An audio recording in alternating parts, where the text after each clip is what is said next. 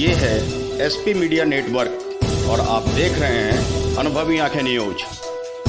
नमस्कार, आप देख रहे हैं अनुभवी आंखें न्यूज और मैं हूं आपके साथ संतोष गुप्ता। आइए देखते हैं बिहार न्यूज फास्ट में क्या है कुछ खास। कोविड का कहर और जनता हलकान है।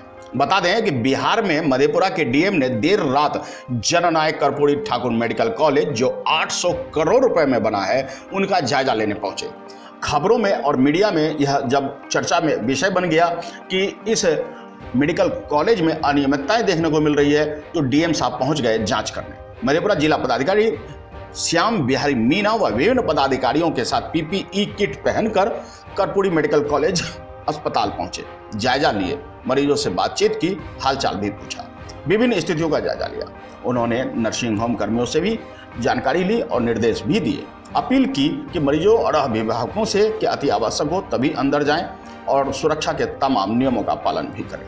उन्होंने इन्फेक्टेड होने पर जानकारी देने के लिए और तमाम जानकारी जुटाने के लिए सारी उचित कार्रवाई की। जिला पदाधिकारी ने कहा कि आखिरकार यह कोविड का कहर खत्म होगा ही, इसको हम सब मिलकर लड़ सकते हैं, इसे दूर भगा सकते हैं। क्या कुछ उन्होंने कहा, देखिए इस रिपोर्ट में। ये कुछ कंप्लेन आ रही है कि जो हैं ड्यूटी चार्ट के अनुसार सिस्टर लोग या डॉक्टर लोग उपस्थित रह रहे हैं, क्या ऐसी कोई शिकायत है? सही आपके जैसे अभी के समय में हम लोग आए हैं तो सारे लोग प्रेजेंट हैं, जब शिफ्ट चेंज होता है तो क्या उस समय रह रही है या नहीं रह रही है, आपकी जानकारी है?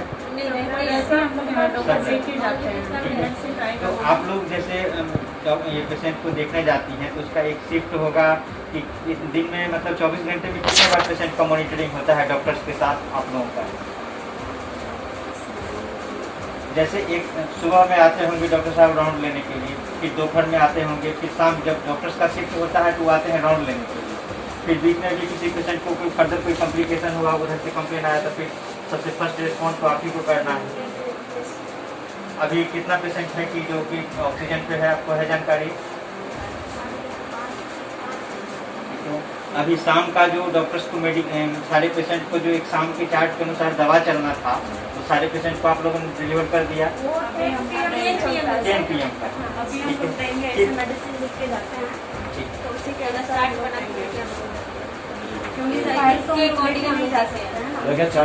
क्या दवाएं देते हैं जिससे सर? अच्छा, पेशेंट का नाम लिखा हुआ है, उसको क्या क्या दवाई? जो पेशेंट है उसको जो दवाई डॉक्टर साहब ने लिखा है वो आप लोगों को जाकर के वो डिलीवर कराना है। ठीक है, वेरी गुड। जो अटेंडेंट हैं वो बैठे रहते हैं, उनके नियर डियर हैं, लेकिन उनको नहीं समझ में आता है कि ये वायरस है, ये भावनाएं नहीं समझता। ये वायरस आपके अंदर चला जाएगा, फिर आपके फेफड़ों को ख़त्म कर देगा। तो उनको बहुत समझाया, काउंसिल किया और उनको सिक्योरिटी को भी कहा है कि इनको अंदर मत जाने दीजिए। खुदा ना खास्ता कभी किसी को जाने की ज़रूरत पड़े तो कम से कम आप सर्जिकल मास्क पहनिए, ऊपर N95 लगाए, जैसे हम सब मित्रों ने लगा रखा है।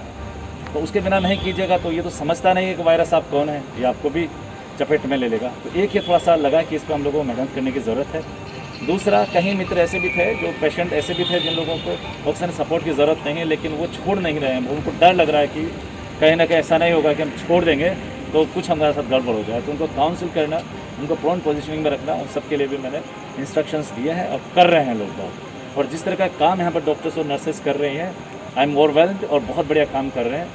और जो भी इन मीडिया में कुछ भी रिपोर्ट्स आती हैं, जो लोग नहीं सही से इस चीज़ को कवरेज दे रहे हैं, कृपया देखिए उन लोगों का दिन रात जो काम करते हैं, what goes inside their brain, उन पर क्या साइकोलॉजिकल इम्पैक्ट पड़ता है। प्लीज़ उन लोगों के भी आप इंटरव्यू लीजिए, उन नर्सेज के इंटरव्यू लीजिए जो नर्सेज अपनी जान लगाकर कोविड वार्ड में चलती है।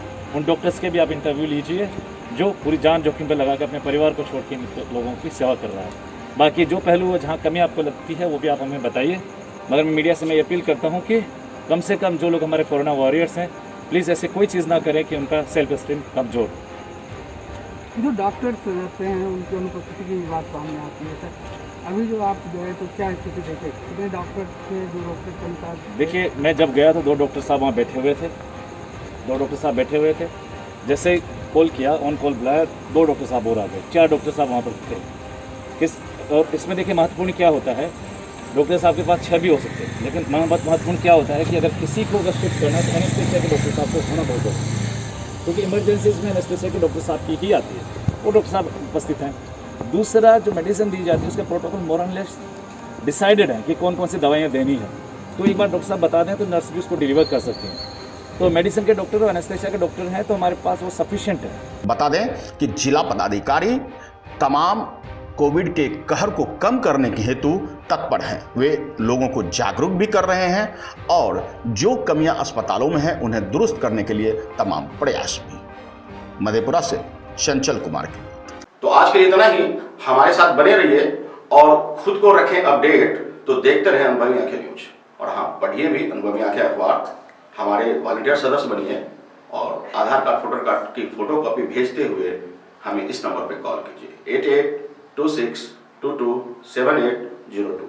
लाइक और सब्सक्राइब करना ना भूलें दोस्तों।